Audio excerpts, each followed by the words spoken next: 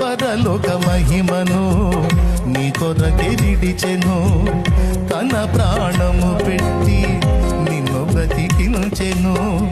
ఇంత చేసిన వాడు నీకు దూరమవుతాడా?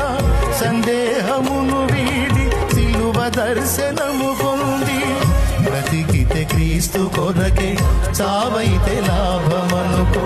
బ్రతికితే క్రీస్తు కొరకే, చావైతే లాభమనుకో. ప్రాణమా